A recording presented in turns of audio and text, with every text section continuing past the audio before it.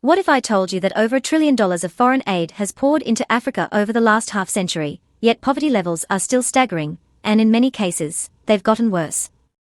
What if the well-meaning campaigns, billion-dollar donations, and international charity efforts that have captured headlines for decades have actually kept Africa poorer, weaker, and more dependent than ever before? It sounds shocking, but this is a reality very few want to talk about. Why is it that after 50 years of massive investment, Africa's economic gap with the rest of the world has widened instead of shrinking? Is foreign aid actually a solution, or has it become one of the biggest failures in modern history?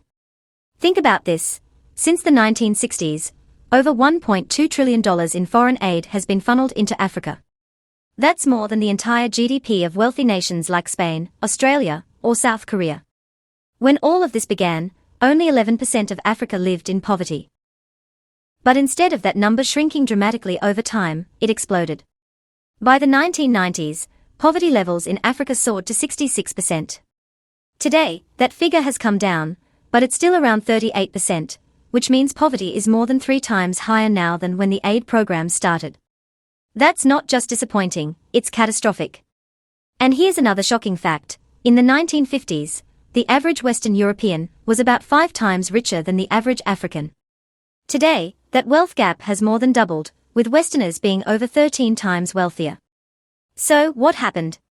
Despite all the charity concerts, billion-dollar government initiatives, and endless campaigns urging us to save Africa, over half of Africans still live on less than $5.50 a day.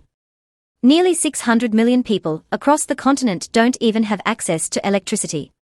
How can this be, when Africa is one of the richest continents in terms of natural resources? Gold, oil, diamonds, rare earth minerals. The kind of commodities that built empires and fueled global economies are abundant across Africa. And yet, decades of aid have not transformed these nations into powerhouses. In fact, many countries are poorer today than they were in the 1980s. Let's take a step back. This isn't just about poverty statistics. This is about a system that's fundamentally broken. Since the end of colonial rule in the mid-20th century, Western powers have viewed Africa through a specific lens. The narrative has always been simple: Africa is poor because it doesn't have enough money. And if we just give enough money, whether through foreign aid, loans, or charitable donations, we can fix the problem. Sounds reasonable, right? But what if this solution was actually the root of the problem? To understand this better, let's look at where the idea came from. After World War II, Europe was in ruins. Cities were flattened, economies destroyed, and poverty was rampant. But within a decade, Europe experienced an economic miracle. Why? The Marshall Plan. The United States pumped $13 billion into Western Europe, equivalent to about $160 billion today. That money rebuilt infrastructure, revived industries, and stabilized economies. It worked so well that within 10 years, Europe's GDP per capita soared by 35%.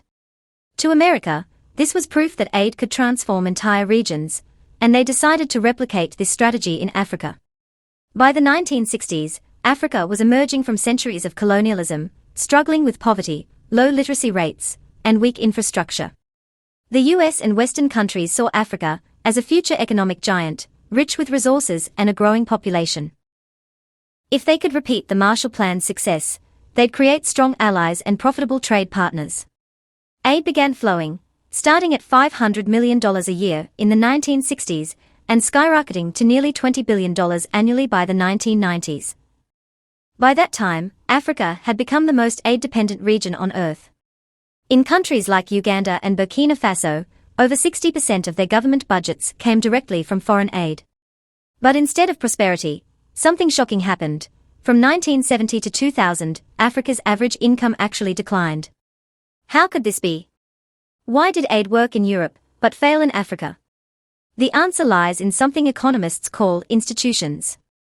When the Marshall Plan was rolled out in Europe, there were already functioning governments, legal systems, tax structures, and a level of accountability between governments and their citizens. These institutions provided the framework to rebuild and thrive.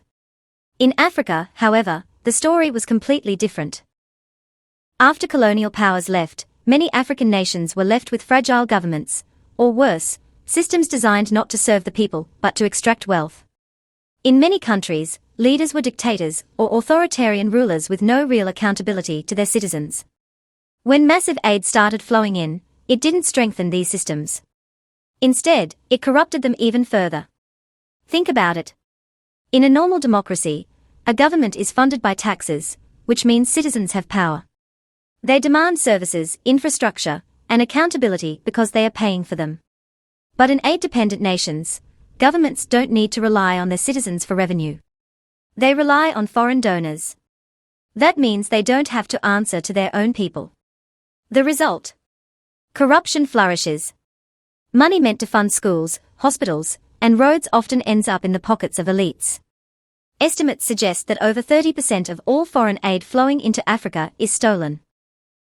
That could mean hundreds of billions of dollars over the decades that never reached the people it was intended to help. Take Malawi as an example. At one point, foreign aid made up over 40% of its national budget. Yet government officials were caught spending millions of aid dollars on luxury cars, private homes, and even shopping trips abroad.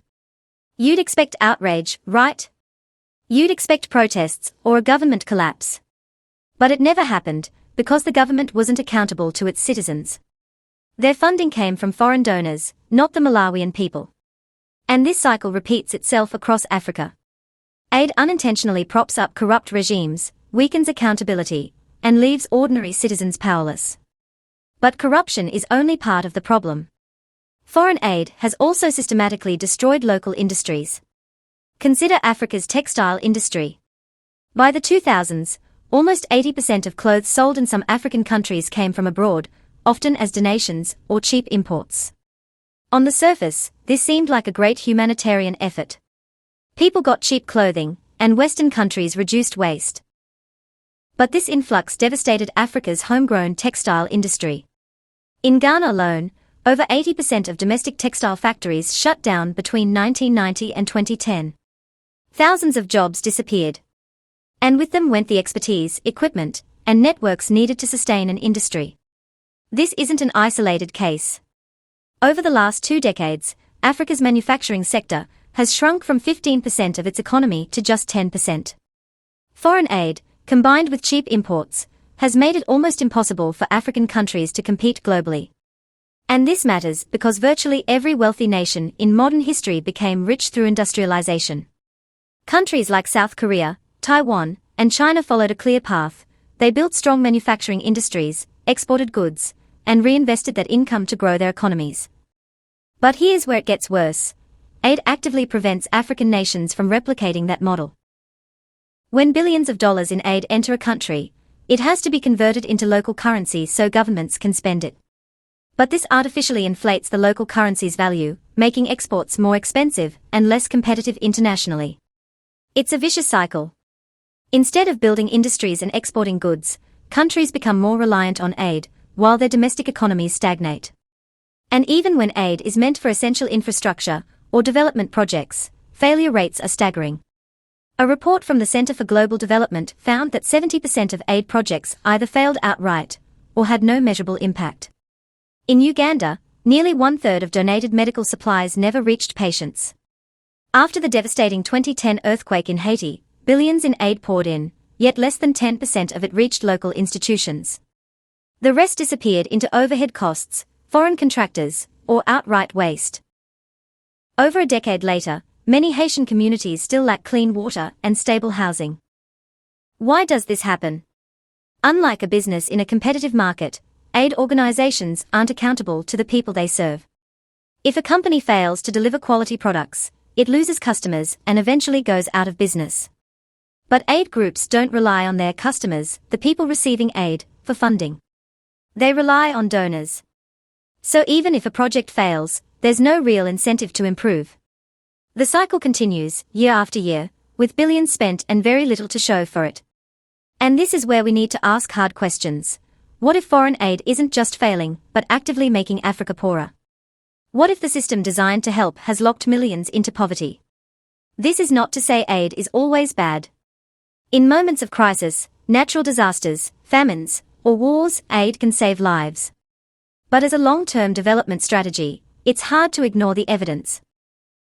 Decades of foreign aid have created a cycle of dependency, weakened African institutions, stifled local industries, and distorted entire economies. So, what's the solution? Many experts believe that if we want to see Africa thrive, we need to rethink aid entirely. Instead of sending money that fuels corruption, we should focus on strengthening institutions, encouraging entrepreneurship, and empowering local businesses. Imagine if African nations built strong tax systems, transparent governments, and competitive industries, much like East Asia did. The potential is enormous. Africa is home to some of the fastest growing populations in the world. It's rich in resources and has an emerging tech sector that could rival Silicon Valley in a few decades. But none of this will happen if we keep repeating the same failed strategies. The harsh truth is this: good intentions are not enough. If foreign aid truly worked the way we think it does, Africa would already be a global powerhouse. Instead, it's more dependent than ever.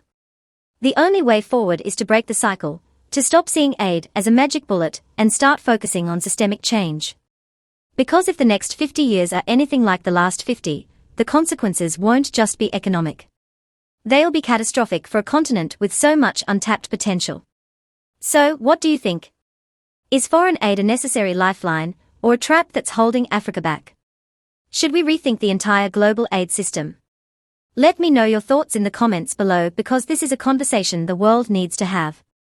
And if you found this eye-opening, make sure to hit that like button to help spread this message, subscribe for more deep dives into global economics and geopolitics, and share this video with someone who believes foreign aid is always the answer. Trust me, this is a debate that could reshape how we see charity, development, and global power for decades to come.